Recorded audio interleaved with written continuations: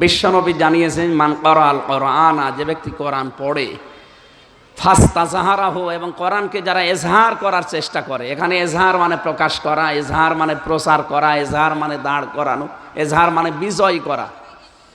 এই জন্য আমরা আমাদের জীবনের লক্ষ্য বানিয়ে নেব এটা, যে কোরআন আমরা এজহার করতে চাই, কোরআনকে আমরা প্রতিষ্ঠিত করতে চাই এবং বিজয়ী হিসাবে দেখতে চাই।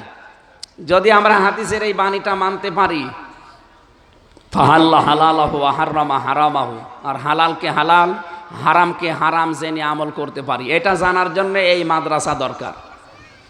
যদিও এখন শিক্ষা ব্যবস্থা পাল্টাচ্ছে, ধর্মীয় উপদেষ্টার দায়িত্বে যিনি আছেন উনি ঘোষণায় দিচ্ছে বারবার যে 1 থেকে মাস্টার্স পর্যন্ত আমরা কোরআন 100 মার্কের অন্তত কার্যকর দেখতে চাই। হ্যাঁ, সামনে হবে ইনশাল্লাহ। তারপরও যতদিন না হয় আপনারা নির্দ্বিধায় নিশ্চিন্তায়, যেখানে এরকম মাদ্রাসা লেখা থাকবে, নাম যাই থাক, যদি কোরআনের শিক্ষা থাকে সেখানে নির্দ্বিধায় দিয়ে দেবেন।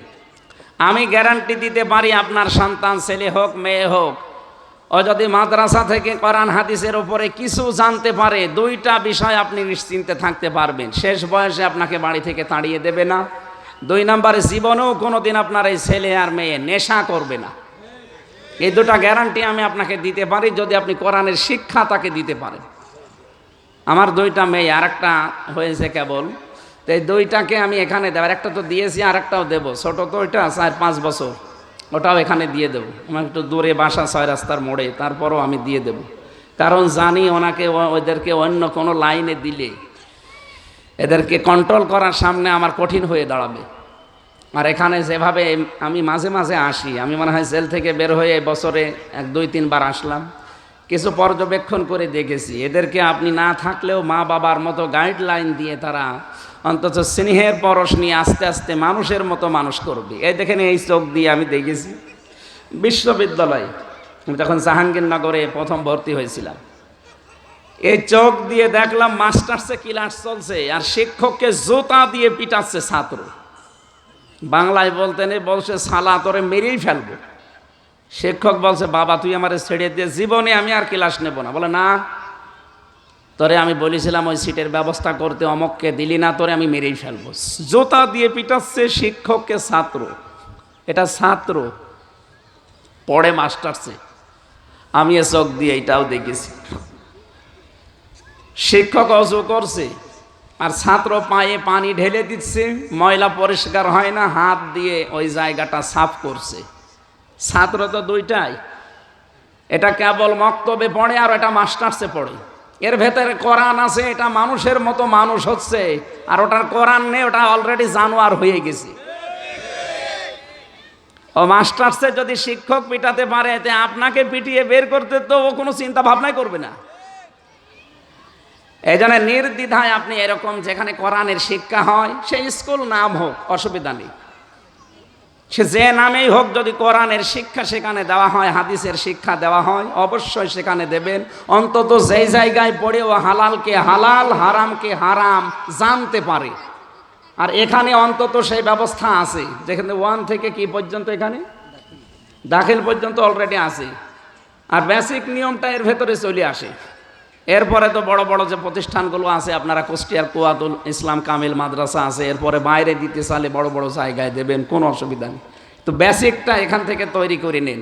সকালবেলা কেউ মূলা দিয়ে খাবার খেলে, সারাদিন পোলাও মাংস দিয়ে খেলেও বিকালবেলা আপনার ঢেকরে মোলার উঠবে। এই জন্য এখান থেকে যদি 1 থেকে অন্তত 5-7 ক্লাস পড়িয়ে নিতে পারেন, ও সারা জীবনে যেখানেই বসবে না কেন, অন্তত ওর জীবনে আপনি দুর্নীতি পাবেন না। আপনার এই ছেলেটাই তখন সাদগায়ে জারি হিসাবে কাজ করবে। যতদিন ও বেঁচে থাকবে, আপনি কবরে বসে বসে ফ্ল্যাক্সি লোড হয়ে বিকাশের মতো, নগদের মতো সওয়াব পেতেই থাকবেন। সুবহানাল্লাহ। এর পরের শব্দ তো আরো সুন্দর, শাফাআহু ফি আশারাতিন মিন আহলি বাইতিহি কুল্লুহুম ক্বাদ ওয়াজাবাত লাহুন নার, তাকে সুপারিশ করার ক্ষমতা দেওয়া হবে। এখানে যদিও হাফেজদের কথা এই আয়াতে নেই, হাদিসে নেই। আজকে হাফেজদের সংবর্ধনা দিলেন, হাফেজের কথায় হাদিসে নেই। কোরআন পড়লে কোরআনের এজহার করার যারা চেষ্টা করবে, কোরআনকে দাঁড় করানো, কোরআনকে বিজয় করা, আর এই ট্রেনিংগুলো দেওয়া হয় যেখানে কোরআন পড়ানো হয়, এই জায়গায় আমরা জানি এই সমস্ত জায়গায় এখানে ট্রেনিং দেওয়া হয় যে কোরআনকে শুধু পড়লে হবে না, এটাকে বুঝতে হবে, এখানে এজহার করার চেষ্টা চালাতে হবে। তাহলে হালালকে হালাল, হারামকে হারাম জানার পরে জীবনে যত কঠিন পরিস্থিতি আসুক, আপনি যদি মেনে চলতে পারেন, আদখালাহুল্লাহুল জান্নাহ। আদখালা ইয়াদখিলু, এটা মাজি, অতীতের শব্দ। নবীজি বলেন উপরে বর্ণিত এগুলো যদি কেউ মানতে পারে সে যেন জান্নাতে চলে গেছে। জোরে বলেন সুবহানাল্লাহ। আপনি জান্নাতে যাবেন তা না, জান্নাতে চলে গেছেন অলরেডি। কয়টা শর্ত পেলাম? কোরআন পড়া এক নম্বরে। কোরআন পড়ার ভেতরে কি আছে? কেউ যদি কোরআন পড়তে চায় তাহলে তাকে 4টা শর্ত মানা লাগে। আল্লাযীনা আতাইনাহুমুল কিতাবা ইয়াতলুনাহু হাক্কা তিলাওয়াতি, এই আয়াতের তাফসীর অনুযায়ী 4টা শর্ত মানা লাগে। এক নম্বরে শুদ্ধ করে পড়তে হয়, আর এখানে শুদ্ধ করে পড়ানোর ব্যবস্থা আছে। আমি আমার মেয়েটাকে পড়া ধরে দেখেছি। ও সূরা কাউসার যেভাবে তেলাওয়াত করে আমার বাবাও পারবে না। আমার বাবা তো আর এই লাইনের লোক না। এই জন্যে আপনারা নির্দ্বিধায় এখানে দিতে পারেন, আমি আপনাদের অভয় দিচ্ছি। আমি নিজে পরীক্ষিত আমার মেয়েটা দিয়ে, যেহেতু আমি আরেকটাও দেবো, আপনারাও দিতে পারেন। পরবর্তীতে আপনার মেয়েকে আপনি ডাক্তার বানাবেন, ইঞ্জিনিয়ার বানাবেন, যা বানান কোনো অসুবিধা নেই, কিন্তু বেসিক এটা দেওয়া লাগবে। তাহলে ডাক্তার হওয়ার পরেও দুর্নীতি করবে না। ডাক্তার তো হওয়া লাগবে রাজশাহীর ডাক্তার ফাতেমা সিদ্দিকার মতো, ডাক্তার হওয়া লাগবে ফরিদপুরের ডাক্তার শাহিন জব্দারের মতো, ডাক্তার হওয়া লাগবে ডাক্তার মতিয়ার রহমানের মতো। এরকম ডাক্তারগুলো যদি আমরা উপহার দিতে পারতাম, ইকাতিলুনা ফি সাবিলিল্লাহি ফায়াকতুলুনা ওয়া ইউকতালুন, ওদেরকে হত্যা করো, ওদের আল্লাহর রাস্তায় তোমরা জিহাদ করো, কতল করো, ওদেরকে মারো এবং মরো। ওদেরকে মারা মরা বলতে আমরা মনে করি ওদেরকে জবাই করা লাগবে, বোম মারা লাগবে না। ওরা যে লাইনে আমাদেরকে মারে, আমাদেরকে ওই লাইনে ওদের মারা লাগবে। ওরা ছেলে মেয়েদের কাজ ডাক্তার বানিয়ে পুরা চিকিৎসা বিভাগটা দুর্নীতিগ্রস্ত করে ফেলেছে। আমাদের এখন সবচাইতে বড় জিহাদ হবে আমাদের ছেলে মেয়েকে ডাক্তার বানিয়ে ওই জায়গাটা ডাক্তার শাহিন জব্দার, ফাতেমা সিদ্দিকা, মতিয়ার রহমানের মতো ডাক্তার উপহার দিয়ে ওই জায়গাটা পুরা পরিষ্কার করা। সেই সময় কিন্তু এখন আসতেছে, আপনারা এই দায়িত্ব নেবেন। যেহেতু এটা সামনে আমাদের যে ময়দান চলছে, এটা একটা উত্তপ্ত জিহাদের ময়দান। ইন্নাল্লাহা ইউহিব্বুল্লাযীনা ইউকাতিলুনা ফি সাবিলিহি সাফফান কান্নাহুম বুনিয়ানুম মারসুস। 2টা কাতার আল্লাহর কাছে সবচাইতে বেশি প্রিয়। একটা হচ্ছে এই জিহাদের ময়দানে যারা কাতারবদ্ধ হয়ে চেষ্টা করে, আর আমরা এইভাবেই কাঁধে কাঁধ মিলিয়ে চেষ্টা করব ইনশাআল্লাহ। আমাদের ছেলে মেয়েদেরকে আমরা এখান থেকে কিছু দিয়ে এদেরকে ডাক্তার বানাবো, ইঞ্জিনিয়ার বানাবো, বৈজ্ঞানিক বানাবো, পাইলট বানান, কোনো অসুবিধা নেই, কিন্তু বেসিক এটা দিয়ে দেবেন। আল্লাহ আমাদেরকে যেন তৌফিক দেন। ইন্না আরাদনাল আমানাতা আলাস সামাওয়াতি ওয়াল আরদ, অবশ্যই আমি আল্লাহ এই আমানতকে পেশ করতে চেয়েছিলাম আসমানের উপরে, জমিনের উপরে, পাহাড়ের উপরে। ফাবাইনা ইয়াহমিলনাহা ওয়া আশফাকনা মিনহা, তারা সব অপারগতা স্বীকার করেছে, কেউ এই ভার বহন করতে রাজি না। লাউ আনজালনা হাদাল কুরআন আলা জাবালিল লারাআইতাহু খাশিআম মুতাসাদ্দিআম মিন খাশিয়াতিল্লাহ, যদি এই কোরআন আমি পাহাড়ের উপরে দিতাম, খাশিয়াতান 1 নম্বরে, মুতাসাদ্দিকান 2 নম্বরে, চূর্ণ বিচূর্ণ হয়ে যেত ভয়ে, আমি আল্লাহর ভয়ে। এত ভার আমার এই কালামের। ইন্না সানুলকি আলাইকা কাওলান সাকিলা, বিশাল ভারী একটা জিনিস। এটা আল্লাহ রাব্বুল আলামিন মানুষের ওপরে দিয়ে দিয়েছেন। আমরা যেন এর হকটা অন্তত আদায় করার জন্য যে 4টা শর্ত বললাম, 1 নম্বরে শুদ্ধ করে পড়বেন, 2 নম্বরে এটা বুঝতে হবে, 3 নম্বরে নিজের প্র্যাকটিক্যাল জীবনে এটা সেট করা লাগবে যে যতটুকু পারি, 4 নম্বরে এটা যেন মানুষ মানতে পারে সেই ব্যবস্থা তৈরি করার জন্য সব সময় আপনি লেগে থাকবেন, যেটা একামতের দিন বলা হয়। আল্লাহ রাব্বুল আলামিন এই 4টা হক আদায় করে এই আয়াতটা যেন কিয়ামতে অন্তত আমাদের পক্ষে দাঁড়ায়। বড় ভাই তরিকুল ইসলাম এবং তারিকুর রহমান, অধ্যক্ষ তারিকুর রহমানরা যারা দায়িত্বে আছেন এখানকার, আল্লাহ রাব্বুল আলামিন এই উদ্দেশ্যে তাদেরকে যেন মাফ করে দেন। কারণ আমরা হাদিস পড়েছি 3টা জায়গায় টাকা পয়সা খরচ করলে ওই টাকা পয়সার হিসাব দেওয়া লাগে না। 1 নম্বরে যারা কোরআনের প্রচারে, কোরআনের শিক্ষায়, কোরআনের প্রতিষ্ঠায় টাকা ব্যয় করে, ওই টাকার হিসাব আল্লাহ নেবে না। 2 নম্বরে যারা পরিবারস্থ লোকদের জন্য টাকা ব্যয় করে, ওই টাকার হিসাব আল্লাহ নেবে না। 3 নম্বরে যারা জিহাদের ময়দানে টাকা ব্যয় করে, ওদের টাকার হিসাব আল্লাহ নেবে না। তো এখানে যেহেতু শিক্ষা হয়, প্রচার হয়, এখানে প্রতিষ্ঠা করারও শিক্ষা দেওয়া হয় কোরআন। আল্লাহ রাব্বুল আলামিন এখানে আমাদেরকে লেগে থাকার তৌফিক যেন দান করেন। আর সামনে মনে হয় জমার নামাজের সময় হয়ে যাচ্ছে, আমারও যাওয়া লাগবে। জমার নামাজ আমার আছে এক জায়গায়, এরপরে জোহরের পরে আলোচনা আছে চুয়াডাঙ্গায়, এশার পরে আছে পাঠিকা বাড়ি, কালকে আবার নোয়াখালী। খালি আপনাদের সাথে দেখা হবে এই জন্য এসেছি। আমি দোয়া চেয়ে দোয়া দিয়ে শেষ করছি। এখন মোনাজাতের মাধ্যমে বা আপনাদের কোনো কাজ থাকলে সেটা শেষ করেন। আমি দোয়া চাচ্ছি শারীরিকভাবে 3 বছর তো জেলে ছিলাম, আমি অসুস্থ, এখনও স্বাভাবিক না। আমি দোয়া চাচ্ছি আল্লাহ যেন আগের অবস্থায় আমাকে আবার ফিরিয়ে দেন। মেয়েরা যেহেতু এসেছেন, আমি আর 1 মিনিট সময় নিচ্ছি। সম্মানিতা মা বোনেরা, শুধু নামাজ পড়া, রোজা রাখা আর কালো বোরকা পরাই কিন্তু জান্নাতে যাওয়ার সার্টিফিকেট না। তিরমিজি শরীফের হাদিস হচ্ছে, কেউ যদি জান্নাতের 8টা দরজা খোলা রাখতে চায় তাহলে তার জীবনে 4টা কাজ মাস্ট বি থাকাই লাগবে। আপনারা কি মনে করবেন আমি জানি না, আমার নিজের বোন, নিজের মা, নিজের ভাবি মনে করে বলছি, আপনজন মনে করি। আমি চাই আপনারা সবাই জান্নাতি হন। শুধু নামাজ পড়ে রোজা রেখে কালো বোরকা পরে জীবনও জান্নাত যেতে পারবেন না। এই 4টা কাজ থাকাই লাগবে। 1 নম্বরে ইদা সাররাত হো, ইদা নাজারা ইলাইহা সাররাত হো, স্বামী যখন বাইরে থেকে বাড়িতে আসবে তাকে খুশি করা লাগবে। কথাবার্তা দিয়ে হোক, অভ্যর্থনা দিয়ে হোক, আচার ব্যবহার দিয়ে হোক, যেভাবেই হোক তাকে খুশি রাখা লাগবে যখন অন্তত বাইরে থেকে আসবে এই সময়টা। কারণ এই সময়টা পুরুষের জন্য একটা মারাত্মক সময়। এমনিতেই চাপ নিয়ে আসে বাইরে থেকে, আর এসে যদি আপনি শুরু করেন সেই যে কি বলে কটকটের মতো, তাহলে অর্থ হাতের কাছে যা থাকবে সেটা দিয়ে আপনার ফিটাবে। এই জন্য হাদিসের প্রথম অংশ, যখন বাইরে থেকে আসবে কিভাবে আপনি তাকে খুশি করবেন আমি জানি না, আপনাকে আল্লাহ সেই ব্যবস্থা দিয়েছে, চেষ্টা করবেন 100 ভাগ। 2 নম্বরে ইদা গাবা আনহা হাফিজাতুহু, ও যখন বাইরে যাবে তখন আপনার নিজেকে, আপনার স্বামীর সম্পদকে, স্বামীর সন্তানকে আপনি হেফাজতে রাখবেন। এটা আজ 100 জনের প্রায় অন্তত 95টা মেয়েদের ভেতরে পাওয়া যায় না। স্বামী বাইরে গেলে মনে হয় যে উনি দিন পেয়েছে। কোথায় কোথায় কার সাথে লাইন করে আল্লাহ জানে আর সে জানে।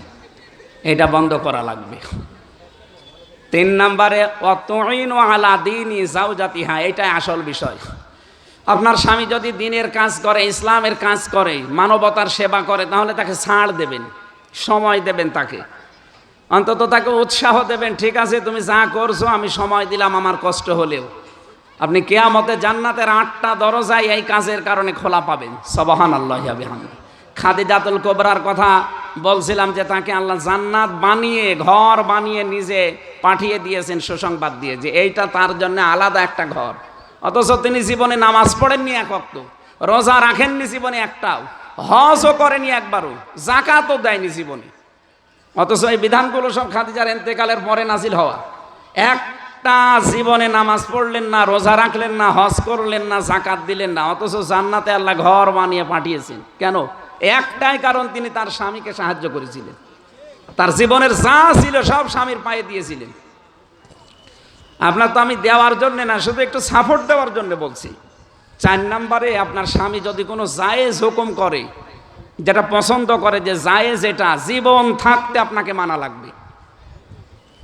যতক্ষণ বেঁচে আছেন মাস্ট বি, এটা মানাই লাগবে। আমি নিজের স্বামী, এখানে যত স্বামী বসে আছি সবার পক্ষ থেকে আমি অন্তত দায়িত্ব নিয়ে বলতে পারি, প্রত্যেকটা স্বামী আমরা চাই এবং পছন্দ করি বিয়ের পরে যেন আমাদের মা বাবা আমাদের সাথে থাকে। এই স্বামীরা বলেন তো চান কি না? সবাই বলেন। বিয়ে না করে হাত তোলার দরকার নেই। আমি জানি সব স্বামীর মনের কথা এইটাই, কারণ আমি তো নিজের স্বামী, আমি জানি। কিন্তু 100 ভাগের 95টা মেয়েরা এইটা চাই না। কেন বলেন তো? কি হয়েছে আপনাদের? কে কান পড়া দেয়? থাকবেন আপনি দুনিয়ায় কিয়ামত পর্যন্ত? খুব বেশি হলে এখানে আমরা যারা আছি, আর খুব বেশি হলো 50 বছর পরে কেউ এখানে থাকবেন না, সব মাটির নিচে যাবেন। নতুন মানুষ এখানে এসে চাষ করবে। 100 বছর পরে যদি এসে কুষ্টিয়ার এই 2 তলা বাড়িতে আপনি এসে বলেন যে এ বাড়ি আমার, ওখানে যারা থাকবে আপনাকে ঢুকতে দেবে? আমি আমার পূর্বপুরুষ যারা আছে, আমার বাবার নাম রিয়াজউদ্দিন, তার বাবার নাম জাহান আলী, তার বাবার নাম নমাজ আলী, এরপরে আমি আর চিনি না। হ্যাঁ, সত্যি কথা বলছি, আমি আর চিনি না, কারণ আমার আর জানা নেই। এখন যদি নমাজ আলীর বাপ এসে আমার কুষ্টিয়ার এই বাড়ি দেখে বলে এ বাড়ি আমার, আমি বানিয়েছিলাম, ওনার দাঁত মুখ রাখবো? সব খুলে ফেলবো না? যদি ইয়ার কি মারেন আপনি? কিসের নওয়াজ আলী আপনি? নওয়াজ আলীর বাপ আপনি, নওয়াজ আলীকে তো আমি চিনি না। এই জন্য কার কান পড়া নিয়ে, কার কার খুশি মতো বা কোন আনন্দ করার জন্য আপনি এগুলো করেন আমি জানি না। আপনি আশা করছি এই কথাটা মেনে নেবেন। স্বামী যদি জায়েজ যেটা উনি পছন্দ করছে, আপনি পছন্দ করবেন না কেন? আমার সাথে যে জল্লাদ ছিল, এখন ওর 30 বছর জেল। শাহজাহান জল্লাদ মরে যাওয়ার পরেও দায়িত্ব পেয়েছে ইলিয়াস, চট্টগ্রামে বাড়ি, কেন্দ্রীয় কারাগারে আছে, এখন ফাঁসি দেয়। তো এই লোকটা আমার কাছে এসে একদিন কাঁদছিল আর বলছিল ফাঁসির ওই কন্ডেম ছিল, জীবনের কাহিনীটা, কেন জেলে আছে। 17 বছর সৌদি আরবে ছিল, দেশে আসার পরে বিয়ে করেছে। বউর সাথে শাশুড়ির মিল নেই, খালি বলে যে ওদের আলাদা করে দেন, ওদেরকে মানে মাইনাস করে দেন অথবা অন্য জায়গায় পাঠিয়ে দেন, আমি এদের সাথে থাকবো না। এই শুধু কথা বলতে গেলে এটা বলছে আমার টাকা একটা মাকে আমার বোনকে দিলে ওর মন পাওয়া যায় না, খালি জ্ঞানজাম করে আমার সাথে। একদিন একটু ওই সতর্ক করার জন্য, সংশোধন করার জন্য একটা থাপ্পড় দিয়েছি, এক থাপ্পড়ে ও ছাতা মরে গেছে। মানে একটু জোরে লেগেছিল মনে হয়, মরে গেছে। এখন ওর মা বাবা দিয়েছে মামলা, মার্ডার মামলা। এই যে আমি আজ 30 বছর এখন আমার জেল। বলেন তো আপনাদের এই ছোটোখাটো একটা বিষয়ের জন্য কি হয়তো? ওর মা বাবা, ওর কি টাকা পয়সা কম ছিল? 17 বছর বেটা বিদেশ কেটে এসেছে, অথচ আপনি ছোট মনের কারণে এটা করতে। আমি জানি মেয়েরা এখন বরদোয়া দেবে, যে বলবো হুজুর যেন আর এখানে জীবনে না আসে, আমার আর আসার দরকার নেই।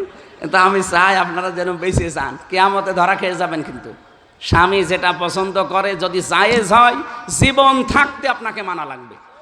তাহলে এই 4টা কাজে জান্নাতের 8টা দরজা খোলা থাকবে, এক একটা কাজে 2টা করে জান্নাতের দরজা।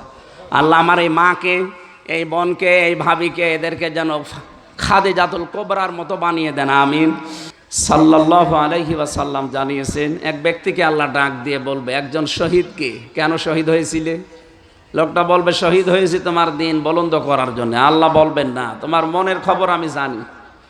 তুমি শহীদ হয়েছিলে এই কারণে যে মানুষ তোমাকে বীর বলবে, মানুষ তোমাকে যোদ্ধা বলবে, মুজাহিদ বলবে, এটা দুনিয়ায় বলা হয়ে গেছে। আমার কাছে তোমার আর কিছু নেই। ফেরেশতাদেরকে বলবে ধরো, খুযুহু ফাগুল্লুহু সুম্মাল জাহিমা সাল্লুহু সুম্মা ফি সিলসিলাতিন যারউহা ৭০ যিরাআন ফাসলুকুহু। একে ধরো, জাহান্নামে নিয়ে যাও, যাওয়ার আগে ৭০ গজ শিকল দিয়ে বাঁধো। কেন এত বড় শিকল লাগবে? কোন কারণে? ১.৫ ২ হাত ৩ হাত শিকল হলেই তো হয়ে যায়। ৭০ গজের কথা এই জন্যে বলা হয়েছে, ওর যেন অপমান বাড়তেই থাকে। যখন কিয়ামতে লক্ষ লক্ষ মানুষের সামনে দিয়ে জাহান্নামে যাবে, ১ ১.৫ হাত ২ হাত দিলে তো শুধু শরীর বাঁধতে শেষ, ৭০ গজ শিকল দিয়ে টানতে টানতে নিয়ে যাবে মানুষের সামনে দিয়ে। অথচ ওই মানুষটাকে দুনিয়ায় কত সম্মান দিত মানুষ। বলেন, একজন শহীদ, একজন দানশীল, একজন আলেম, 3 জনের কথা আছে। আমার হাদিসটা পড়লে খুব ভয় হয়, না জানি আমরা আবার ধরা খেয়ে যাব নাকি। কিয়ামতের ময়দানে নানা বলছিলেন না যে আলেমদের মর্যাদা অনেক বেশি, কিন্তু কিয়ামতের ময়দানে আলেমদেরকে, আমি হাদিসও পড়েছি, আল্লাহ যদি মাফ করতে চান কোনো আলেমকে সবার সামনে বিচার করবে না, ওকে আলাদাভাবে এক জায়গায় নিয়ে একটা চাদর দিয়ে ঘিরে ফেলবে, নিজে আল্লাহর সামনে দাঁড় করিয়ে বলবে এই এই অপরাধগুলো করেছিলি। ও তো জানে যে আমার সব খবর আল্লাহ জানে। ইন্নাল্লাহা আলিমুম বিযাতিস সুদূর, মনের খবর পর্যন্ত আল্লাহর কাছে আছে। আমি এখন তো ধরা পড়ে গেছি। তখন নিজের থেকে স্বীকার করবে, আল্লাহ আমার ভুল হয়ে গেছে। আমি কাবা শরীফ তাওয়াফ করার সময় ৬ষ্ঠ চক্করে এটা বলতে দেখেছি, লক্ষ লক্ষ হাজিরা এটা বলছে, আল্লাহুম্মা ইন্না আলাইয়া হুকুকান ফীমা বাইনি ওয়া বাইনিকা। হে আল্লাহ, তুমি আমার মালিক, আমি তোমার গোলাম। আমাদের ভেতরে অনেক দেনা পাওনা আছে। আমি গোলাম হিসাবে যা যা পাবো তুমি আমাকে সব দিয়েছো, নেই থেকে শুরু করে আমারে হামজা বানিয়েছো, কিন্তু তুমি আমার মালিক হিসাবে আমি তো কিছুই দিতে পারিনি। গোলাম হিসাবে আমি কিছুই দিতে পারিনি। আমার যা যা দেওয়ার দরকার কিচ্ছু দিতে পারিনি। তুমি একটা বিশাল আমানত আমাকে দিয়েছিলে। আমার সেই তেলাওয়াতকৃত আয়াত সূরা আহজাবের ৭২ নম্বর আয়াত। এই আমানতটা আমাকে দিয়েছিলে, যেটা পাহাড় নেয়নি, আকাশ নেয়নি, জমিন নেয়নি, অথচ আমাকে দিয়েছিলে। আমি এটা বহন করার যদিও সাধ্য আমার ছিল না, আমি আগ বাড়িয়ে নিয়েছিলাম এই বিশাল আমানত, কিন্তু আমানতের আমি হক আদায় করতে পারি নাই। তখন শেষ পর্যন্ত লোকটা বলবে, রব্বুল আলামিন আমারে মাফ করে দাও। আল্লাহ গোপনে যদি তারে মাফ করে দেয়, ফামান সুহসিহা আনিন নার ওয়া উদখিলাল জান্নাতা ফাকাদ ফাজ, ওই লোকটার জীবন সফল, যাকে আল্লাহ এই গোপনে এভাবে মাফ করে দিয়ে বলবে যা জান্নাতে চলে যা। আল্লাহ আমাদের সকলের কপালে যেন এরকম একটা কিছু লিখে রাখে, বলেন আমিন। সম্মানিত উপস্থিতি, সুধী মণ্ডলী, আমরা কোরআনে কারিমের এ বিশাল সুন্দর একটা অনুষ্ঠানে এসেছি। সংবর্ধনা যেহেতু, হাদিস পড়েছিলাম নবীজির, লক্ষ লক্ষ হাদিস থেকে একটা। বিশ্বনবী জানিয়েছেন, মান ক্বারাআল কোরআনা, যে ব্যক্তি কোরআন পড়ে, ফাস্তাযহারাহু, এবং কোরআনকে যারা এজহার করার চেষ্টা করে, এখানে এজহার মানে প্রকাশ করা, এজহার মানে প্রচার করা, এজহার মানে দাঁড় করানো, এজহার মানে বিজয় করা। এই জন্য আমরা আমাদের জীবনের লক্ষ্য বানিয়ে নেব এটা, যে কোরআন আমরা এজহার করতে চাই, কোরআনকে আমরা প্রতিষ্ঠিত করতে চাই এবং বিজয়ী হিসাবে দেখতে চাই। যদি আমরা হাদিসের এই বাণীটা মানতে পারি, ফাহাল্লা হালালাহু ওয়া হাররামা হারামাহু, আর হালালকে হালাল, হারামকে হারাম জেনে আমল করতে পারি, এটা জানার জন্য এই মাদ্রাসা দরকার। যদিও এখন শিক্ষা ব্যবস্থা পাল্টাচ্ছে, ধর্মীয় উপদেষ্টার দায়িত্বে যিনি আছেন উনি ঘোষণায় দিচ্ছে বারবার যে 1 থেকে মাস্টার্স পর্যন্ত আমরা কোরআন 100 মার্কের অন্তত কার্যকর দেখতে চাই। হ্যাঁ, সামনে হবে ইনশাল্লাহ। তারপরও যতদিন না হয়, আপনারা নির্দ্বিধায় নিশ্চিন্তায়, যেখানে এরকম মাদ্রাসা লেখা থাকবে, নাম যাই থাক, যদি কোরআনের শিক্ষা থাকে সেখানে নির্দ্বিধায় দিয়ে দেবেন। আমি গ্যারান্টি দিতে পারি, আপনার সন্তান ছেলে হোক মেয়ে হোক, ও যদি মাদ্রাসা থেকে কোরআন হাদিসের উপরে কিছু জানতে পারে, 2টা বিষয় আপনি নিশ্চিন্তে থাকতে পারবেন। শেষ বয়সে আপনাকে বাড়ি থেকে তাড়িয়ে দেবে না। 2 নম্বরে, জীবনেও কোনোদিন আপনার এই ছেলে আর মেয়ে নেশা করবে না। এই 2টা গ্যারান্টি আমি আপনাকে দিতে পারি, যদি আপনি কোরআনের শিক্ষা তাকে দিতে পারেন।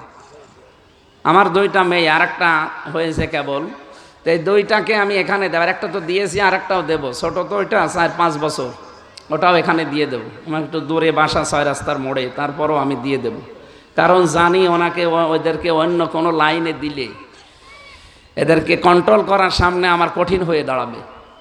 আর এখানে যেভাবে আমি মাঝে মাঝে আসি, আমি মনে হয় জেল থেকে বের হয়ে বছরে 1-2-3 বার আসলাম, কিছু পর্যবেক্ষণ করে দেখেছি, এদেরকে আপনি না থাকলেও মা বাবার মতো গাইডলাইন দিয়ে তারা অন্তত স্নেহের পরশ নিয়ে আস্তে আস্তে মানুষের মতো মানুষ করবে। এই দেখেন, এই চোখ দিয়ে আমি দেখেছি বিশ্ববিদ্যালয়ে, আমি তখন জাহাঙ্গীরনগরে প্রথম ভর্তি হয়েছিলাম, এই চোখ দিয়ে দেখলাম মাস্টার্সে ক্লাস চলছে আর শিক্ষককে জুতা দিয়ে পিটাচ্ছে ছাত্র। বাংলায় বলতে নেই, বলছে শালা তোরে মেরেই ফেলবো। শিক্ষক বলছে, বাবা তুই আমারে ছেড়ে দিয়ে, জীবনে আমি আর ক্লাস নেব না। বলে, না তোরে আমি বলেছিলাম ওই সিটের ব্যবস্থা করতে, অমককে দিলি না, তোরে আমি মেরেই ফেলবো। জুতা দিয়ে পিটাচ্ছে শিক্ষককে ছাত্র। এটা ছাত্র পড়ে মাস্টার্সে, আমি এ চোখ দিয়ে এটাও দেখেছি। শিক্ষক অজু করছে আর ছাত্র পায়ে পানি ঢেলে দিচ্ছে, ময়লা পরিষ্কার হয় না, হাত দিয়ে ওই জায়গাটা সাফ করছে। ছাত্র তো 2টাই, এটা কেবল মক্তবে পড়ে আর এটা মাস্টার্সে পড়ে। এর ভেতরে কোরআন আছে, এটা মানুষের মতো মানুষ হচ্ছে, আর ওটার কোরআন নেই, ওটা অলরেডি জানোয়ার হয়ে গেছে। ও মাস্টার্সে যদি শিক্ষক পিটাতে পারে, এতে আপনাকে পিটিয়ে বের করতে তো ও কোনো চিন্তা ভাবনাই করবে না। এই জন্য নির্দ্বিধায় আপনি এরকম যেখানে কোরআনের শিক্ষা হয়, সেই স্কুল নাম হোক, অসুবিধা নেই, সে যে নামেই হোক, যদি কোরআনের শিক্ষা সেখানে দেওয়া হয়, হাদিসের শিক্ষা দেওয়া হয়, অবশ্যই সেখানে দেবেন। অন্তত যেই জায়গায় পড়ে ও হালালকে হালাল, হারামকে হারাম জানতে পারে। আর এখানে অন্তত সেই ব্যবস্থা আছে, যেখানে 1 থেকে কি পর্যন্ত, এখানে দাখিল পর্যন্ত অলরেডি আছে, আর বেসিক নিয়মটা এর ভেতরে চলে আসে। এরপরে তো বড় বড় যে প্রতিষ্ঠানগুলো আছে, আপনারা কুষ্টিয়ার কুয়াতুল ইসলাম কামিল মাদ্রাসা আছে, এরপরে বাইরে দিতে চাইলে বড় বড় জায়গায় দেবেন, কোনো অসুবিধা নেই। তো বেসিকটা এখান থেকে তৈরি করে নিন।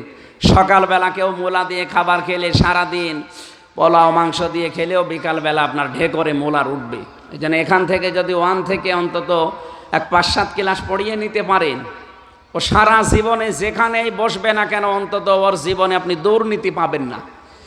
আপনার এই ছেলেটাই তখন সাদগায়ে জারি হিসাবে কাজ করবে। যতদিন ও বেঁচে থাকবে, আপনি কবরে বসে বসে ফ্ল্যাক্সি লোড হয়ে বিকাশের মতো, নগদের মতো সওয়াব পেতেই থাকবেন। সুবহানাল্লাহ। এর পরের শব্দ তো আরো সুন্দর, শাফাআহু ফি আশারাতিন মিন আহলি বাইতিহি কুল্লুহুম ক্বাদ ওয়াজাবাত লাহুন নার। তাকে সুপারিশ করার ক্ষমতা দেওয়া হবে। এখানে যদিও হাফেজদের কথা এই আয়াতে নেই, হাদিসে নেই। আজকে হাফেজদের সংবর্ধনা দিলেন, হাফেজের কথাই হাদিসে নেই। কোরআন পড়লে কোরআনের এজহার করার যারা চেষ্টা করবে, কোরআনকে দাঁড় করানো, কোরআনকে বিজয় করা, আর এই ট্রেনিংগুলো দেওয়া হয় যেখানে কোরআন পড়ানো হয় এই জায়গায়। আমরা জানি এই সমস্ত জায়গায় এখানে ট্রেনিং দেওয়া হয় যে কোরআনকে শুধু পড়লে হবে না, এটাকে বুঝতে হবে, এখানে এজহার করার চেষ্টা চালাতে হবে। তাহলে হালালকে হালাল, হারামকে হারাম জানার পরে জীবনে যত কঠিন পরিস্থিতি আসুক, আপনি যদি মেনে চলতে পারেন, আদখালাহুল্লাহুল জান্নাহ। কোন একটা জগদ্দল পাথর আমাদের বুকের উপর থেকে সরিয়ে দিয়েছে। এটা বিশাল ব্যাপার। 15.5 বছর কত চেষ্টা করেছে বিভিন্ন বড় বড় রাজনৈতিক দলেরা, আন্তর্জাতিকভাবে তো হয়নি, কিছুই হয়নি। আল্লাহ পাক যেন দয়া করে নিজের হাত দিয়ে সরিয়ে দিয়েছেন। হাত্তা ইদা ফারিহু বিমা উতু আখাযনাহুম বাগতাতান ফাইদাহুম মুবলিসুন। সূরা আনামের 44 নম্বর আয়াতের মাঝিয়ার অংশে আছে, আল্লাহ বলেন, যখন ওরা ওদের উপরে দানকৃত বস্তু পেয়ে আনন্দে আত্মহারা হয়েছিল, আমি আল্লাহ হঠাৎ করে তাদেরকে ধরেছি। এখানে ফাইল কর্তা সরাসরি আল্লাহ নিজে। যদিও ছাত্র জনতার মাধ্যমে বিপ্লব সাধিত হয়েছে, কিন্তু এই আসল কারিগরকে আল্লাহ নিজে। আখাযনাহুম, আমি নিজে ধরেছি তাদেরকে, বাগতাতান, আকস্মিকভাবে, ফাইদাহুম মুবলিসুন, তারা হতাশ হয়ে পড়েছে, নিরাশ হয়ে গেছে। এই আয়াতটা কত বাস্তব আপনি 2024 সালের 5ই আগস্টের 1:30টার দিকে তাকান। উনি 1:35-এ বিমানে চলে গেছে। 5 মিনিট আগে শুধু সময় চেয়েছিল যে আমি একটা লিখিত বক্তব্য দেব, আল্লাহ সে সময়ও দেয়নি, কারণ বাগতাতান আছে আয়াতে। আল্লাহর আয়াত তো আবার সত্য প্রমাণ করা লাগবে। সানুরিহিম আয়াতিনা ফিল আফাক ওয়া ফি আনফুসিহিম হাত্তা ইয়াতাবায়্যানা লাহুম আন্নাহুল হক। আল্লাহ তাআলা বলেন, অতি শীঘ্র দিক দিগন্তে এবং মানুষের এই বডির ভেতরে আমি এমন কিছু দেখাবো যেন আমি আল্লাহর কালাম যে সত্য এটা প্রমাণ হয়। এই জন্য বাস্তবতা ওইভাবেই ঘটবে, কোরআনে যেইভাবে আছে। এরপরের আয়াতটা তো মানে একেবারে খাপের খাপ মিলে যায় বাংলাদেশের সাথে, যদিও এটা এই দেশ সম্পর্কে নাজিল হয়নি, এর প্রেক্ষাপটটা আলাদা আছে। ফাকুতিয়া দাবিরুল কওমিল্লাযিনা যালামু, আল্লাহ তাআলা বলেন জালেমদের শিকড় কেটে দেওয়া হয়ে গেছে। কতিয়া এটা মজুর, এর ফাইল জানা নেই, কে কেটেছে কেউ জানে না। ফাতিলকা বুয়ুতুহুম খাবিয়াতাম বিমা যালামু, আল্লাহ তাআলা যেন নিজের আঙ্গুল দিয়ে এভাবে দেখিয়েছেন, এই বাংলার মানুষেরা একটু তাকাও, এই সেই ঘরগুলো, এই যে এই সেই ঘরগুলো একটু তাকাও। খাবিয়াতান, আমি জনশূন্য করে দিয়েছি, ওজাড় গৃহ বানিয়ে দিয়েছি, পরিত্যক্ত হয়ে গেছে এখন, বিমা যালামু, এদের জুলুমের কারণে। এই আয়াতটার দিকে তাকালে আমার কুষ্টিয়ার কিছু মানুষের কথা মনে পড়ে, দেখতে যায় যখন, বিশেষ করে নাম ধরে বলছে, হানিফ সাহেবের বাড়ি, আতা সাহেবের বাড়ি, ইনু সাহেবের বাড়ি, কামারুল সাহেবের বাড়ি। আপনি দেখেন এই বাড়িগুলো এই আয়াতের সাথে একেবারে মিলে গেছে। আল্লাহ তাআলা বলেন, আমি এই ঘরগুলোর দিকে তাকাতে বলছি কারণ এখানে বসে এরা জুলুম করত, জুলুমের ষড়যন্ত্রের দুর্বিসন দিয়ে এই জায়গা থেকে হতো। আমি জেলে যাওয়ার পরে দেখেছিলাম, আমরা অভিভাবক জানতাম কুষ্টিয়া জেলার, কিন্তু এই 3টা বছর আমার জেলে থাকা, রিমান্ডে এই কষ্ট দেওয়া, আয়না ঘরে থাকা, সবগুলোর পেছনে উনি দায়ী ছিল। অথচ আমরা বড় ভাই হিসাবে, অভিভাবক হিসাবে জানতাম। বাইরের জেলাগুলোতে, বাইরের দেশে যাওয়ার পরও বলতাম যে না, কুষ্টিয়ার আমাদের অভিভাবক।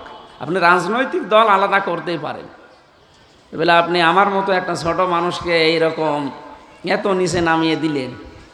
মানুষ চেয়েছিল নিচে নামাতে, আল্লাহ মনে হচ্ছে চুল ধরে উপরে টেনে তুলে ফেলিস। এখন যে চাপ চলছে, আজকে আমার অনুষ্ঠান 4টা, গতকালকে আমি চট্টগ্রাম বিভাগে ছিলাম, এই রাতে এসে সকালে পৌঁছালাম। প্রতিদিন যেভাবে মানুষ পেছনে দৌড়াচ্ছে, আমার মনে হচ্ছে জেলে যে 3 বছর ছিলাম খুব ভালো ছিলাম। যদিও কষ্ট ছিল, কারণ ও তো ভালো জায়গা না, কষ্টের জায়গা। তারপরেও তো এরকম ঝামেলায় নড়াচড়া, 24 ঘন্টা তালা লাগানো থাকতো ফাঁসির ওই কন্ডেম সেলের ভেতরে। তো এই বাড়িগুলো দেখলে আমার মনে হয় আল্লাহ যে খবিয়াতান করেছে। গত কয়েকদিন আগেও আমি এই বাড়ির সামনে দিয়ে গেছি, দেখেন এখন জনশূন্য হয়ে পড়ে আছে। সেদিন ঢুকেছিলাম ভেতরে, দেখলাম পায়খানার প্যান পর্যন্ত মানুষ খুলে নিয়ে চলে গেছে। আর কত নিচে নামাবে আল্লাহ। ইন্নামা নুমলি লাহুম লিয়াজদাদু ইসমা ওয়া লাহুম আযাবুম মুহিন। আল্লাহ বলেন, পাপের বোঝা যখন মানুষের পরিপূর্ণ হয়ে যায় তখন তাকে অপমানজনক শাস্তি দেয়। এই আয়াতটাও কত বাস্তব। এই যে কালা মানিক আমরা নাম শুনি বিচারপতি, ওকে আল্লাহ কলার পাতা শুইয়েছে। একটা সুপ্রিম কোর্টের বিচারপতিরে আল্লাহ যদি এত অপমান করতে পারে, এমনি করেনি, বিচারের চেয়ারে বসে বহু অবিচার করিস। এ কথাও ঘোষণা দিয়েছিল যে আল্লামা সাইদিকে আমি ফাঁসি দিতে পারিনি, এজন্য আমার জীবনে সবচাইতে বড় আফসোস। আল্লাহ ওই আফসোস এখন মিটাচ্ছে ওনার। আদালতে যখন আমি হাজিরা দিতে যাই তখন দেখি ওনারে তোলে, মানুষ পচা ডিম মারে আর গালিগালাজ তো ফ্রি। এমন কোনো নিকৃষ্ট গালি নেই যে ওনাদেরকে দেয় না মানুষ। যা করেছিল পৃথিবীতে পুরাটা আল্লাহ উল্টিয়ে দিয়েছে। এই জন্য আমাদের জন্য এখানে শিক্ষা কি, এর পরের শব্দে আল্লাহ আমাদের বিষয় দিয়েছিল। আল্লাহ বলেন, এই জুলুমের কারণে জালেমদের জায়গা পর্যন্ত অভিশপ্ত হয়ে যায়। ইন্না ফি যালিকা লাআয়াতাল লিকাউমি ইয়ালামুন। ইন্না দিয়েছেন, আবার মাঝখানে লাম আছে, তাকিদ। এখানে কত আলেম বসে আছে, দুইটা বিষয় আল্লাহ এখানে জানিয়েছেন। অবশ্যই এর ভেতরে শিক্ষা আছে যারা জ্ঞানী সম্প্রদায় তাদের জন্য। আমরা যেহেতু কম বেশি এখানে জ্ঞান আমাদের আছে, আমাদের শিক্ষা নেওয়া দরকার। জালেমদের এত বড় শিকড় যদি আল্লাহ কেটে ফেলতে পারে, কিন্তু কেটেছে কে সেটা জানা নেই। আমি রিমান্ডে থাকতে বুঝেছিলাম, বিশেষ করে আমার আয়না ঘরে যখন মিনিটায় ছিলাম, বড়টায় তো আমার নেয়নি, ছোটটায় ছিলাম, আমি দেখেছি ওদের শিকড় কত নিচে। বাইরে যে আমরা চলাফেরা করি সব ওদের নখদর্পণে। মাওলানা জুলফিকার আলী উনি রাজবাড়ি থেকে মাহফিল করে বাড়ি আসে, এটা ওনার সৌভাগ্য। আমি কালকে চট্টগ্রাম থেকে আসলাম, এটা আমার সৌভাগ্য। যদি আগস্টের 5 তারিখের আগে হতো তাহলে। তো এখন যদিও অনেক শান্ত হয়ে গেছে, তারপরও ষড়যন্ত্র থেমে নেই। ষড়যন্ত্র এখনও থেমে নেই, এটা চলছে। এটা মোকাবেলা করার জন্য আমাদের সবচাইতে বড় কাজ এখন ঐক্যবদ্ধ হওয়া। আর আমাদের এই আয়াতের শিক্ষা হচ্ছে, ভবিষ্যতে যারা আসবে, যারা চেয়ারে বসবে, এই মানুষগুলো যেন জালেম হয়ে না যায়, তাহলে তাদের বাড়ি ঘরও আল্লাহ পরিত্যক্ত বানিয়ে দিবে। এই আয়াতের মূল শিক্ষা এটাই ছিল। 1500 বছর আগে নবীজির পিঠকে বাঁকা করে রেখেছিল একটা বোঝা। অবাদনা আঙ্কা হুজরক, আমি কি আপনার পিঠের ওই বোঝা সরিয়ে দেইনি যেটা বাঁকা করে রেখেছিল আপনার পিঠকে? এটা ছিল 1500 বছর আগে IMA জাহিলিয়াতের পাথরের বোঝা। আর 2024 সালের 5 আগস্টে আমাদের পিঠের ওপর থেকে আল্লাহ আমি জাহিলিয়াতের পাথর নামিয়ে দিয়েছে। শব্দ দুইটা প্রায় কাছাকাছি, একটা আমি আর একটা IMA।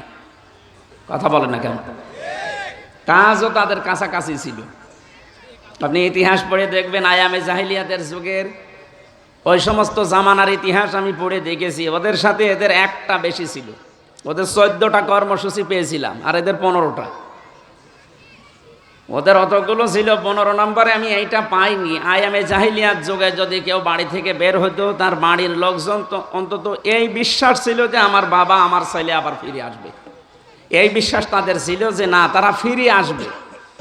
কিন্তু আওয়ামী জাহিলিয়াত এমন পর্যায়ে পৌঁছিয়েছে, বাড়ি থেকে কেউ বের হলেও যে ফেরবে সে গ্যারান্টি আর ছিল না। এমিলিয়াস আলী হারিয়ে গেছে। কথা বলেন না? আমরাও তো বাড়ি থেকে নিয়ে গেলাম, তো হারিয়ে গিয়েছিলাম। আমি বারবার জিজ্ঞাসা করছি কোথায় নিয়ে যাবেন। আমি বললাম যে আমার কুষ্টিয়া সদর থানা অথবা ইবি থানা, এখানে নিয়ে যান। বলছে না, আমরা জায়গা মতো নিয়ে যাচ্ছি। তো জায়গা মতো কোথায়? পরবর্তীতে মামলা যখন চলে দেখলাম নাম দিয়েছে আমাকে নাকি চোরহাঁস থেকে তুলে নিয়ে গেছে। পুরা ডাহা, মিথ্যা কথা না বলেন? নিয়ে আসলাম আর হালসার বাড়ি থেকে। ওখান থেকে শুরু করে একেবারে জেল থেকে বের হওয়া পর্যন্ত 3টা বছরে যতবার মামলা তুলেছে প্রত্যেকটা ওরা মিথ্যা দিয়ে ধামাচাপা দিয়েছে। ওয়ালা তালবিসুল হাক্কা বিল বাতিল ওয়া তাকতুমুল হাক্কা ওয়া আনতুম তা'লামুন। সত্যকে মিথ্যার সাথে মিশ্রণ করো না। পুরা দেশটাকে সত্যের সাথে মিথ্যাকে মিশ্রণ করে এমন জায়গায় পৌঁছিয়েছিল, সত্য বলতে আর কিছুই ছিল না। এই জন্য 8 সাল থেকে 24 সাল পর্যন্ত যারা নির্বাচনের নামে প্রহসন করে এমপি হয়েছেন, মন্ত্রী হয়েছেন, উপজেলা চেয়ারম্যান হয়েছেন, মেয়র হয়েছেন, দায়িত্ব যাই পেয়েছেন, আমরা বলবো এটা বৈধ না। আপনি পোস্টারে সাবেক এমপি, সাবেক মন্ত্রী, সাবেক প্রধানমন্ত্রী লিখতে পারেন না, কারণ আমরা আপনাকে ভোট দেইনি। এইটাই বাস্তব, আমরা আপনাকে ভোট দেইনি। আমার এখন 33 বছর বয়স। 18 বছর থেকে শুরু হলেও 3বার আমি ভোট দিতে পারি, আমি তো একবারও পারলাম না। ভোটের আগে 154 জন আপনারা ডিক্লিয়ার দিয়ে দিলেন, এরপরে দিনের ভোট রাতে করে ফেললেন। তো এরপরেও যদি কেউ লেখে সাবেক এমপি, সাবেক মন্ত্রী, এটা মিথ্যা কথায় দেশের মানুষকে চলতে দিতে পারে? এজন্য আগামীতে তারা যদি কোনো পোস্টারে ব্যানারে লেখে, হয়তো এতটুকু লিখতে পারেন সাবেক চোর, না যেটা সত্য কথা সেটা লিখবেন, না সাবেক ডাকাত লিখবেন,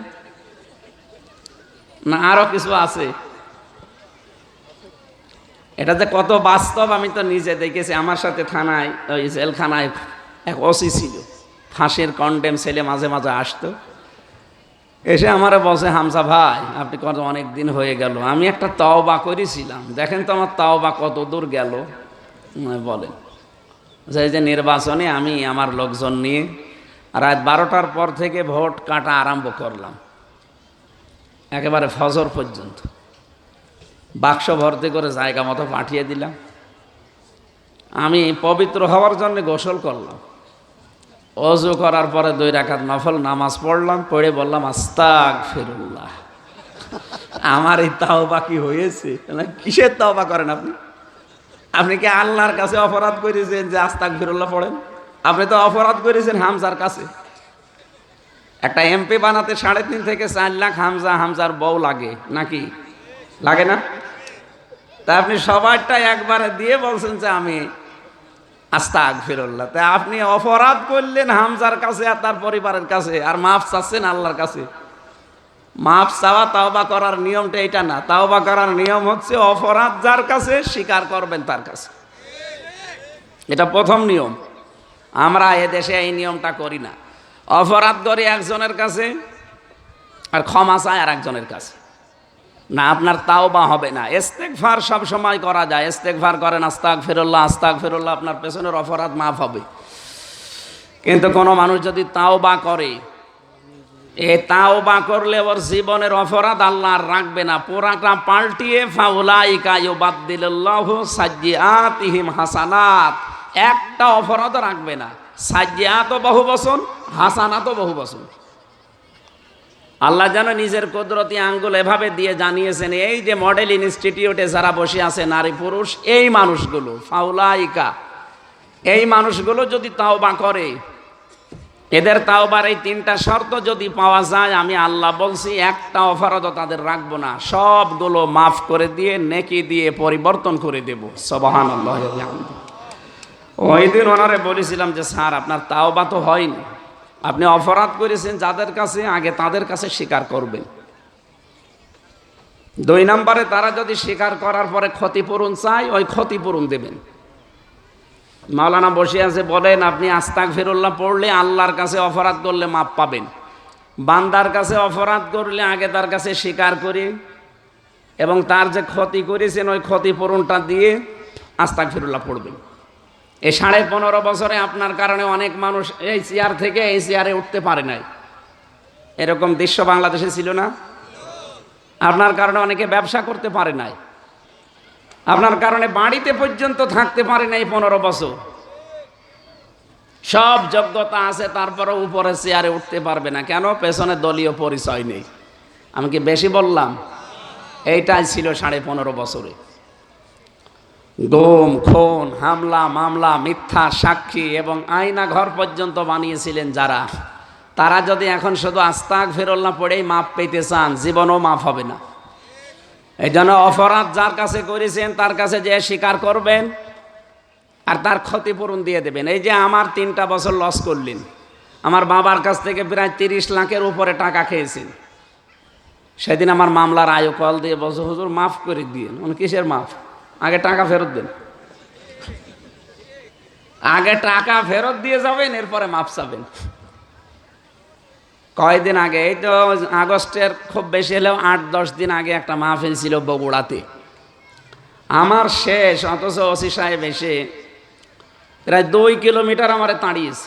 এই জমি, এই ধানের জমির ভেতরে পা মা কেটে ওই সময় গাড়িটা আটক করি 1,13,000 টাকা নিয়ে ড্রাইভারের কাছে বিভিন্ন জায়গা থেকে কালেকশন করে আমারে ছিড়িছে। আমারে তো ধরতে পারে নাই ড্রাইভারে। পরবর্তীতে এই যে এই বিপ্লবের পরে উনি বিভাগীয় মামলা হয়েছে ওনার নামে, ওনারা এখান থেকে দিয়েছে কক্সবাজার। আমি সেদিন রংপুর থেকে সিরাজগঞ্জের ওই গোল চত্বরে এসে রাত 2টার দিকে চা খেতে বসলাম। কোথা থেকে কোন খবর পেয়েছে জানি না, আগের থেকে মনে হয় কারোর সাথে যোগাযোগ করি। হঠাৎ দেখছি এসে বলছে, হুজুর আসসালামু আলাইকুম। কে আপনি? বলছে আমি ওসি আবুল কালাম আজাদ। আরে ভাই, আপনাকেই তো খুঁজছি, আসেন আসেন। আপনি কি এখানে? আমি মাপ চাইতে এসেছি। কিসের মাপ? বলছে এই যে একটু অন্যায় হয়ে গেছে। না, মাপ তো করে দেবো, আগে টাকাটা ফেরত দেব। তাহলে আমরা তাওবা করার জন্য শুধু মাপ চাই, তো মাপ চাইলে হবে? আপনি যে ক্ষতি করলেন, ক্ষতিপূরণটা তো দেবেন। এইটা আমরা এইদিকে নেই। পরবর্তীতে 1 লাখ টাকা ফেরত দিয়েছেন। আমার মনে হয় পৃথিবীর ইতিহাসে এই প্রথম যে পুলিশ টাকা ফেরত দেয়, যদিও পুলিশ ওখানে বসে আছে। পুলিশ টাকা নেওয়ার পরে যে ফেরত দেয়, আমি এই প্রথম দেখলাম। কিন্তু বাকি টাকাগুলো তো এখনো পাইনি। উনি যদি আবার আমার কাছে মাফ চাই, বলবো আগে ফেরত দিয়ে যাবেন, এরপরে আস্তাগফিরুল্লাহ পড়বেন। তো এই জন্যে সেই কথা বলছিলাম, সারা এই অবৈধ এমপি, অবৈধ মন্ত্রী হওয়ার পরে এখন পোস্টারে ব্যানারে লেখেন যে আমি সাবেক এমপি, সাবেক মন্ত্রী। আপনার লজ্জা করে না? আপনি নিজেও জানেন যে আমাকে কেউ ভোট দেয়নি, আমি কারো রায়ে হইনি, আমি নিজের মন মতো হয়েছি। আপনি কোন কারণে এটা লিখবেন? আরও তো আমার মনে হয় এই 15.5 বছরে যত বেতন ভাতা নিয়েছেন সব টাকা ফেরত দেওয়া লাগবে, নয়তো আপনাদের মাফই নেই। যদিও এরকম কড়া কথা বলা ঠিক না, বাশিরওয়ালা সুসংবাদ দেওয়ার কথা। তো সুসংবাদ দেব কি করে? সুসংবাদ দেওয়ার রাস্তা তো বন্ধ করে রেখেছেন। আপনি আবু সাইদের কবরে গিয়েছিলাম কয়েকদিন আগে, তার বাবার যে আহাজারি, তার মায়ের যে কান্না, আপনি ওখানে আস্তাগফিরুল্লাহ পড়ে মাপ পাবেন? আগে তার ছেলে ফেরত দেন।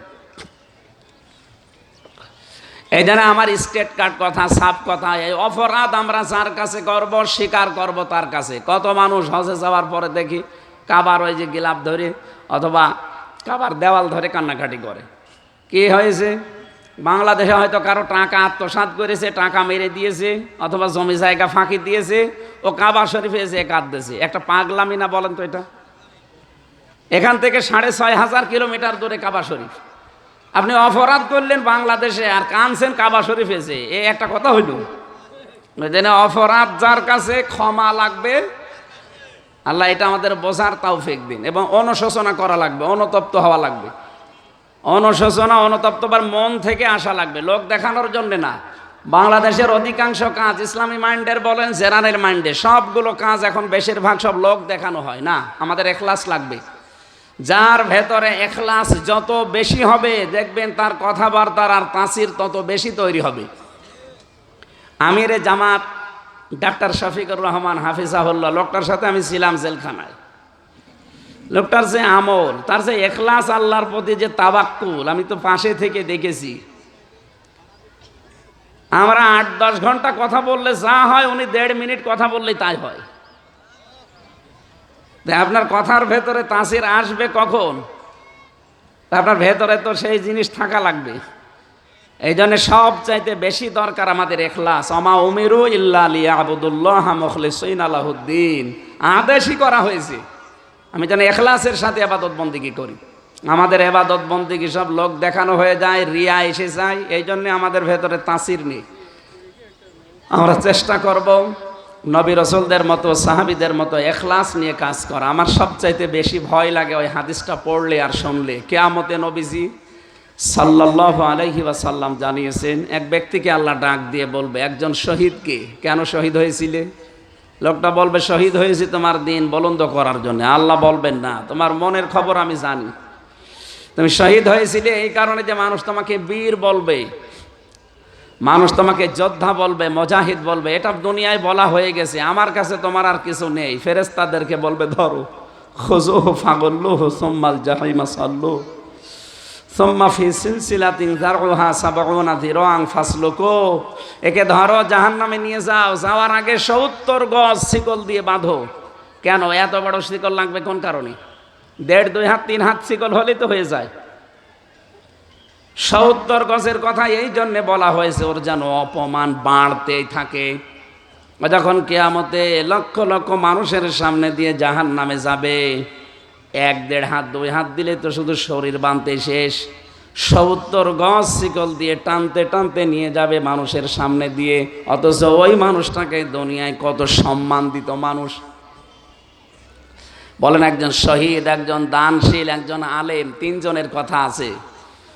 আমার হাদিসটা পড়লে খুব ভয় হয়, না জানি আমরা আবার ধরা খেয়ে যাব নাকি কিয়ামতের ময়দানে। নানা বলছিলেন যে আলেমদের মর্যাদা অনেক বেশি, কিন্তু কিয়ামতের ময়দানে আলেমদেরকে আমি হাদিসও পড়েছি, আল্লাহ যদি মাফ করতে চান কোনো আলেমকে সবার সামনে বিচার করবে না, ওকে আলাদাভাবে এক জায়গায় নিয়ে একটা চাদর দিয়ে ঘিরে ফেলবে, নিজে আল্লাহর সামনে দাঁড় করিয়ে বলবে, এই এই অপরাধগুলো করেছিলি। ও তো জানে যে আমার সব খবর আল্লাহ জানে। ইন্নাল্লাহা আলিমুম বিযাতিস সুদূর, মনের খবর পর্যন্ত আল্লাহর কাছে আছে। আমি এখন তো ধরা পড়ে গেছি। তখন নিজের থেকে স্বীকার করবে, আল্লাহ আমার ভুল হয়ে গেছে। আমি কাবা শরীফ তাওয়াফ করার সময় 6ষ্ঠ চক্করে এটা বলতে দেখেছি, লক্ষ লক্ষ হাজিরা এটা বলছে, আল্লাহুম্মা ইন্না আলাইয়া হুকুকান ফীমা বাইনি ওয়া বাইনিকা। হে আল্লাহ, তুমি আমার মালিক, আমি তোমার গোলাম। আমাদের ভেতরে অনেক দেনা পাওনা আছে। আমি গোলাম হিসাবে যা যা পাবো তুমি আমাকে সব দিয়েছো, নেই থেকে শুরু করে আমারে হামজা বানিয়েছো, কিন্তু তুমি আমার মালিক হিসাবে আমি তো কিছুই দিতে পারিনি। গোলাম হিসাবে আমি কিছুই দিতে পারিনি। আমার যা যা দেওয়ার দরকার কিচ্ছু দিতে পারিনি। তুমি একটা বিশাল আমানত আমাকে দিয়েছিলে। আমার সেই তেলাওয়াতকৃত আয়াত সূরা আহজাবের 72 নম্বর আয়াত। এই আমানতটা আমাকে দিয়েছিলে, যেটা পাহাড় নেয়নি, আকাশ নেয়নি, জমিন নেয়নি, অথচ আমাকে দিয়েছিলে। আমি এটা বহন করার যদিও সাধ্য আমার ছিল না, আমি আগ বাড়িয়ে নিয়েছিলাম এই বিশাল আমানত, কিন্তু আমানতের আমি হক আদায় করতে পারি নাই। তখন শেষ পর্যন্ত লোকটা বলবে, রব্বুল আলামিন আমারে মাফ করে দাও। আল্লাহ গোপনে যদি তারে মাফ করে দেয়, ফামান সুহসিহা আনিন নার ওয়া উদখিলাল জান্নাতা ফাকাদ ফাজ, ওই লোকটার জীবন সফল, যাকে আল্লাহ এই গোপনে এভাবে মাফ করে দিয়ে বলবে, যা জান্নাতে চলে যা। আল্লাহ আমাদের সকলের কপালে যেন এরকম একটা কিছু লিখে রাখে, বলে না আমিন। সম্মানিত উপস্থিতি, সুধী মণ্ডলী, আমরা কোরআনে কারিমের এ বিশাল সুন্দর একটা অনুষ্ঠানে এসেছি। সংবর্ধনা যেহেতু, হাদিস পড়েছিলাম নবীজির, লক্ষ লক্ষ হাদিস থেকে একটা। বিশ্বনবী জানিয়েছেন, মান ক্বারাআল কোরআনা, যে ব্যক্তি কোরআন পড়ে, ফাস্তাজাহারাহু, এবং কোরআনকে যারা এজহার করার চেষ্টা করে, এখানে এজহার মানে প্রকাশ করা, এজহার মানে প্রচার করা, এজহার মানে দাঁড় করানো, এজহার মানে বিজয় করা। এই জন্য আমরা আমাদের জীবনের লক্ষ্য বানিয়ে নেব এটা, যে কোরআন আমরা এজহার করতে চাই, কোরআনকে আমরা প্রতিষ্ঠিত করতে চাই এবং বিজয়ী হিসাবে দেখতে চাই। যদি আমরা হাদিসের এই বাণীটা মানতে পারি, ফাহাল্লা হালালাহু ওয়া হাররামা হারামাহু, আর হালালকে হালাল, হারামকে হারাম জেনে আমল করতে পারি, এটা জানার জন্য এই মাদ্রাসা দরকার। যদিও এখন শিক্ষা ব্যবস্থা পাল্টাচ্ছে, ধর্মীয় উপদেষ্টার দায়িত্বে যিনি আছেন উনি ঘোষণায় দিচ্ছে বারবার যে 1 থেকে মাস্টার্স পর্যন্ত আমরা কোরআন 100 মার্কের অন্তত কার্যকর দেখতে চাই। হ্যাঁ, সামনে হবে ইনশাল্লাহ। তারপরও যতদিন না হয়, আপনারা নির্দ্বিধায়, নিশ্চিন্তায়, যেখানে এরকম মাদ্রাসা লেখা থাকবে, নাম যাই থাক, যদি কোরআনের শিক্ষা থাকে সেখানে নির্দ্বিধায় দিয়ে দেবেন। আমি গ্যারান্টি দিতে পারি, আপনার সন্তান ছেলে হোক মেয়ে হোক, ও যদি মাদ্রাসা থেকে কোরআন হাদিসের উপরে কিছু জানতে পারে, দুইটা বিষয় আপনি নিশ্চিন্তে থাকতে পারবেন, শেষ বয়সে আপনাকে বাড়ি থেকে তাড়িয়ে দেবে না। দুই নম্বরে জীবনেও কোনোদিন আপনার এই ছেলে আর মেয়ে নেশা করবে না। এই দুটা গ্যারান্টি আমি আপনাকে দিতে পারি যদি আপনি কোরআনের শিক্ষা তাকে দিতে পারেন। আমার দুইটা মেয়ে, আরেকটা হয়েছে কেবল, তো এই দুইটাকে আমি এখানে দেবো। একটা তো দিয়েছি, আরেকটাও দেবো। ছোটো তো ওইটা 4-5 বছর, ওটাও এখানে দিয়ে দেবো। আমার একটু দূরে বাসা, 6 রাস্তার মোড়ে, তারপরও আমি দিয়ে দেব। কারণ জানি ওনাকে ওদেরকে অন্য কোনো লাইনে দিলে এদেরকে কন্ট্রোল করার সামনে আমার কঠিন হয়ে দাঁড়াবে। আর এখানে যেভাবে আমি মাঝে মাঝে আসি, আমি মনে হয় জেল থেকে বের হয়ে বছরে 1-2-3 বার আসলাম, কিছু পর্যবেক্ষণ করে দেখেছি এদেরকে আপনি না থাকলেও মা বাবার মতো গাইডলাইন দিয়ে তারা অন্তত স্নেহের পরশ নিয়ে আস্তে আস্তে মানুষের মতো মানুষ করবে। এই দেখেন, এই চোখ দিয়ে আমি দেখেছি বিশ্ববিদ্যালয়ে, আমি তখন জাহাঙ্গীরনগরে প্রথম ভর্তি হয়েছিলাম, এই চোখ দিয়ে দেখলাম মাস্টার্সে ক্লাস চলছে আর শিক্ষককে জুতা দিয়ে পিটাচ্ছে ছাত্র। বাংলায় বলতে নেই, বলছে শালা তোরে মেরেই ফেলবো। শিক্ষক বলছে বাবা তুই আমারে ছেড়ে দিয়ে, জীবনে আমি আর ক্লাস নেব না। বলে না, তোরে আমি বলেছিলাম ওই সিটের ব্যবস্থা করতে, অমককে দিলি না, তোরে আমি মেরেই ফেলবো। জুতা দিয়ে পিটাচ্ছে শিক্ষককে ছাত্র। এটা ছাত্র পড়ে মাস্টার্সে, আমি এ চোখ দিয়ে এটাও দেখেছি। শিক্ষক অজু করছে আর ছাত্র পায়ে পানি ঢেলে দিচ্ছে, ময়লা পরিষ্কার হয় না, হাত দিয়ে ওই জায়গাটা সাফ করছে। ছাত্র তো দুইটাই, এটা কেবল মক্তবে পড়ে আর এটা মাস্টার্সে পড়ে।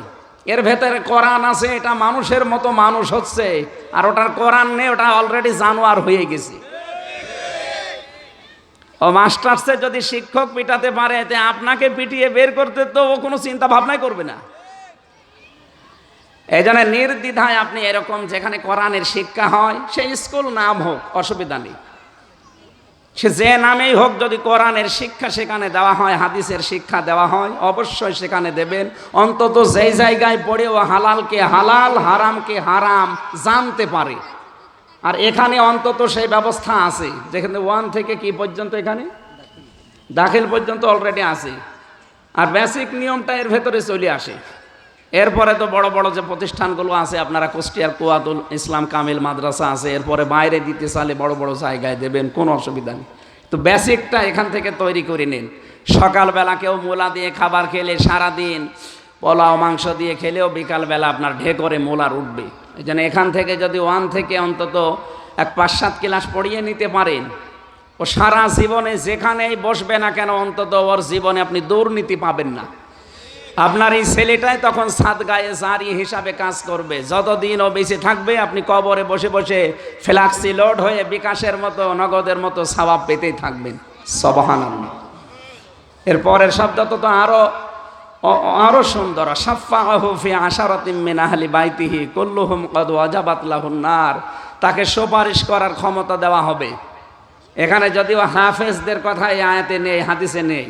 আজকে হাফেজদের সংবর্ধনা দিলেন, হাফেজের কথায় হাদিসে নেই।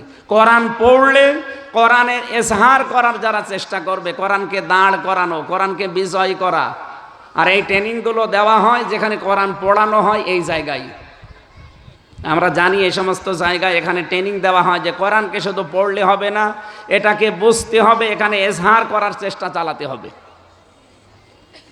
তাহলে হালালকে হালাল, হারামকে হারাম জানার পরে জীবনে যত কঠিন পরিস্থিতি আসুক, আপনি যদি মেনে চলতে পারেন, আদখালাহুল্লাহুল জান্নাহ।